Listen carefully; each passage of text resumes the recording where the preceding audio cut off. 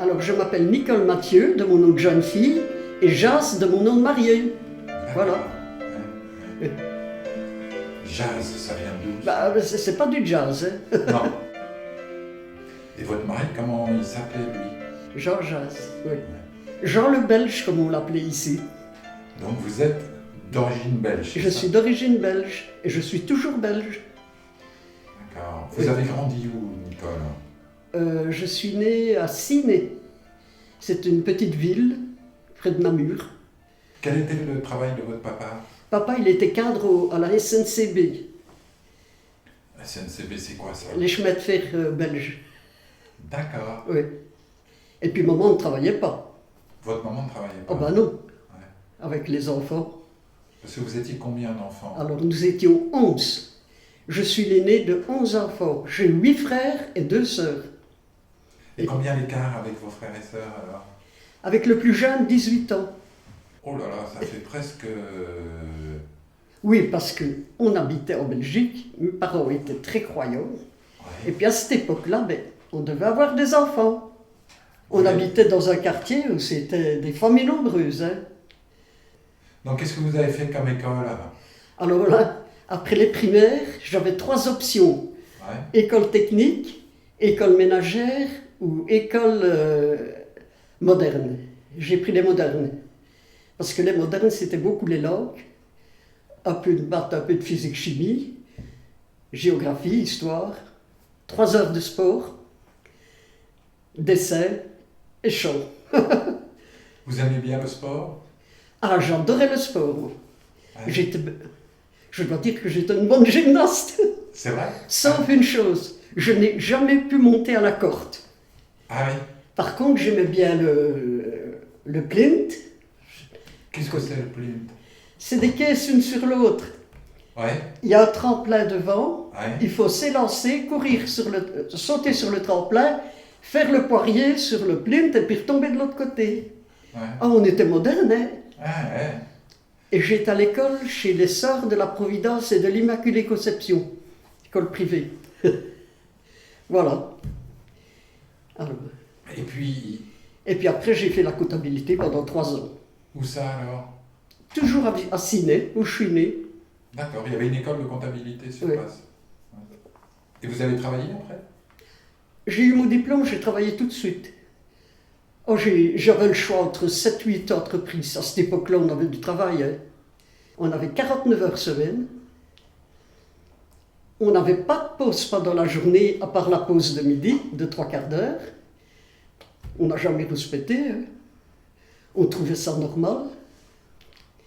Et puis le soir, j'allais dans un autre bureau, je faisais encore 2h30 de bureau. J'avais 19 ans. 19 ans. Vous aimiez bien? J'ai jamais aimé la comptabilité. C'est vrai? Oui. J'ai jamais aimé mon métier. Et pourquoi vous avez fait ça? Ben, parce qu'il y avait que ça à cette époque-là, il n'y avait que ça pour moi. Ouais. Ouais. Et c'était dur alors de faire quelque chose que vous n'aimiez pas? Ben, je le faisais de bon cœur, hein. Mais enfin, C'était pas votre passion, quoi. c'était pas ma passion. Ouais. Voilà. Et donc vous avez rencontré Jean, vous aviez 17 ans. 17 ans. Et j'ai été fiancée 3 ans. 3 ans à se fréquenter. 3 ans. Oui. Oui, parce que moi je trouvais que j'étais trop jeune. Lui, il était plus âgé que moi, 8 ans. Mais je trouvais que j'étais trop jeune pour me marier, alors je préférais attendre. Je peux le dire? Vous pouvez. Je suis arrivée vierge au mariage. D'accord. C'est rare. Parce que j'étais tout le temps accompagnée. Quand je sortais avec mon fiancé, j'avais tout le temps mon frère avec moi. Et je me suis mariée à 20 ans. Et alors là, changement complet de vie, les vaches. Mon mari était marchand de bestiaux. Alors là, ça change, hein. Moi qui n'avais jamais été dans les vaches, au début, c'était un peu dur, hein. J'en avais un peu peur. Puis après, ça a été.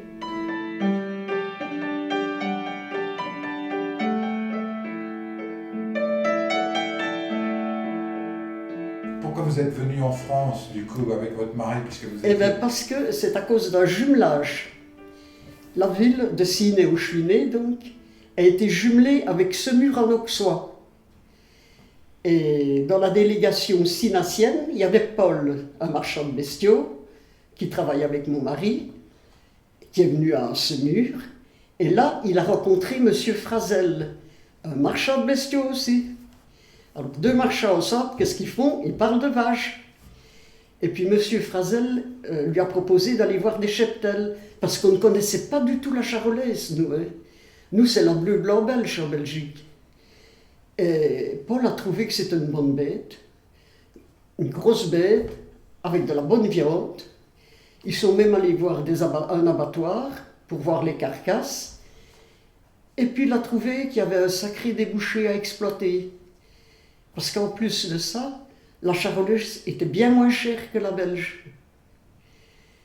Alors, comme il ne pouvait pas faire le travail tout seul, donc il fallait venir acheter en France, faire l'exportation, et puis réceptionner les bêtes, et puis les mettre au marchand flamand. Alors, il a demandé à mon mari si ça l'intéressait de venir en France. Mon mari a dit oui, ah oui, il dit je vais faire l'expérience.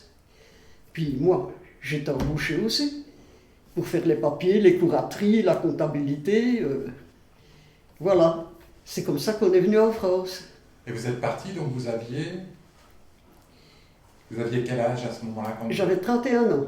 31 ans. Donc vous aviez déjà fait 10 ans en fait en Belgique avec votre mari, quoi. Oui, voilà. Vous aviez déjà vos enfants? Ah oui, enfin, 2 filles, Sabine avait 10 ans quand on est arrivé, et Anne 8 ans quand on est arrivé en France. D'accord. Ouais. 10 ans et 8 ans, quoi. Ouais.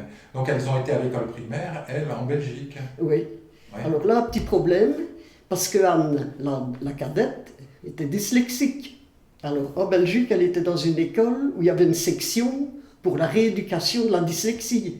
Quand on est arrivé en France, j'ai demandé à l'institutrice de me donner un établissement similaire. Ouais. Elle s'est renseignée, elle m'a dit qu'il n'y en avait pas, Aïe. que ça n'existait pas. Et Anne a été embêtée toute sa scolarité à cause de ça. Oui. Ouais. Oui. Alors c'est votre mari qui a décidé de venir en France. Oui. Hein. Et vous aviez envie? Ben, au départ, j'avais pas trop envie. Mais comme on parle la même langue que les Français, on n'était pas dépaysés. Voilà. Sauf que quand on est arrivé, on n'a pas été très bien accueillis.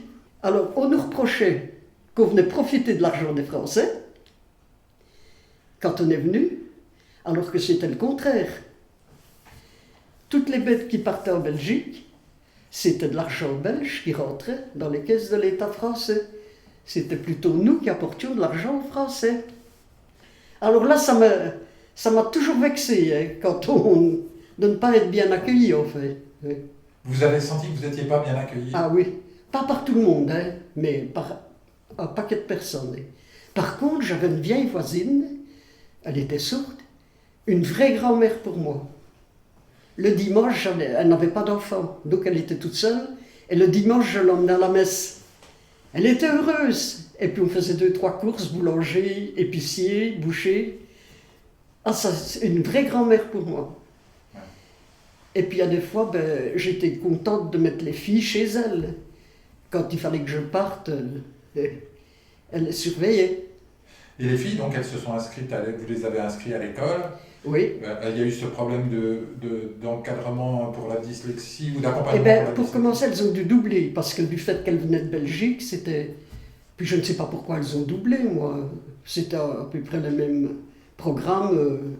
Oui. Ah, alors, il faut encore que je dise une chose. Quand on est arrivé dans la maison, j'ai cherché les WC. Pas de WC dans la maison. C'était dans le jardin, une cabane avec un trou. J'avais jamais vu ça. J'ai 80 ans et j'ai toujours connu WC et salle de bain chez mes parents. Eh ben c'est dur, hein. Et Ouais. c'est pas gai de sortir la nuit. J'avais jamais vu. La Belgique est petite, c'était un tout petit pays, 18 fois plus petite que la France, mais beaucoup plus moderne pour tout ça. D'arriver dans cette campagne française qui était plus retardée que la Belgique, ça a été dur, ça ou Non, pour moi ça ne me dérange pas. Je m'adapte, sauf les grandes villes, je n'aime pas les grandes villes. Mais un petit village, ça ne me dérange pas. Quand j'étais petite, j'allais en vacances chez mon arrière-grand-père, qui est un ancien fermier, parce qu'on disait des fermiers à l'époque. Et j'aimais bien. Je préférais aller chez mon arrière-grand-père au petit village que chez mon arrière-grand-mère à Ostende. Ostende, c'est la grande ville. Par contre, je regrettais quand même un petit peu ma famille, mais ils venaient nous voir. Alors, Ils venaient régulièrement? au début, on y allait assez régulièrement, oui. C'est vous qui alliez souvent là-bas, en fait? Oui. Et puis mes frères et sœurs venaient. Ouais. Ils venaient chacun à leur tour. Et oui. Oh, mais quand on retournait, on repartait que pour 2 jours alors. Mais dès que j'arrivais à la maison, maman téléphonait à tous mes frères et sœurs. Ils habitaient dans un rayon de 20 km. Et le soir, ils étaient tous là. Sauf un qui habite à 200 km. Lui, je ne le voyais pas souvent. Et puis alors, on n'est pas retourné en Belgique. Parce que les filles ont connu des Français. Sabine a connu Yves. Et Anne a connu Gilles. Voilà. Ça vous a fait rester? Oh, ça nous a fait rester, oui. Oui. Mais enfin, je ne sais pas si c'était plus pareil non plus de retourner en Belgique parce que le village où on habitait, il n'y avait plus personne qu'on connaissait. On avait toujours dit qu'on retournerait en Belgique et puis ça ne s'est pas fait. Ouais. Et puis alors votre mari est mort? Ah, il est décédé en 2018. En 2018? Ouais. Mais il a demandé que ses cendres soient dispersées en Belgique. Et puis moi, j'ai demandé à être incinéré et mes cendres en dessous du châtaignier au bas de l'usine. Je ne sais pas si on peut, mais en Belgique, on peut mettre les cendres n'importe où. Il n'y a pas d'importance. Alors, quand mon mari est mort, moi, je n'ai pas voulu rester à la maison. Je dis, je vais aller habiter un appartement à Lusy. Et puis, j'avais demandé aux loges, puis il n'y avait pas d'appartement. Alors, je dis, ben, à la fond. Et là, on m'a dit qu'on ne louait plus. Alors, je suis encore resté à Chano, donc. Et puis, on m'a téléphoné de Nief Habitat pour me dire qu'on relouait. Parce qu'il y avait des migrants entre-temps qui étaient arrivés. Et c'est comme ça que je suis venu à la Fond. Et je m'y trouve bien. J'avais toujours dit que je n'irais jamais en HLM. Eh bien, je suis très bien. C'est vrai? Ah oui. Et puis, je suis bien, je suis avec les migrants. J'aime bien parler avec eux. Ça vous a pas fait peur? Ça ne m'a jamais fait peur. Et il y a des fois que je vais dormir et que je ne ferme même pas ma porte à clé. Parce que j'ai vécu 55 ans avec mon mari, on n'a jamais fermé nos portes.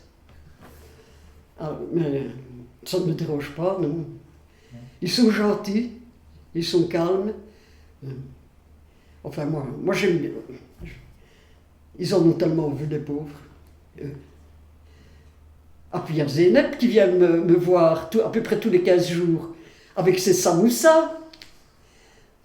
Et puis j'ai les petits enfants qui viennent chercher un bout de chocolat le mercredi. Mais là, il y en a plusieurs qui sont partis. J'en ai beaucoup moins comme ça. Vous avez des activités à Lusy? Eh ben, au centre social. On va à la radio, on fait de la radio, on fait des après-midi, des cafés littéraires, on fait des excursions. Mais je vous dis, je m'ennuie jamais. Je lis, je tricote, je fais des mots croisés, je regarde très peu la télévision et je fais ma petite promenade. Vous avez la nationalité belge ou la nationalité française? On a gardé la nationalité belge. On est belge, on le reste. C'est dans notre tempérament, oui. Voilà.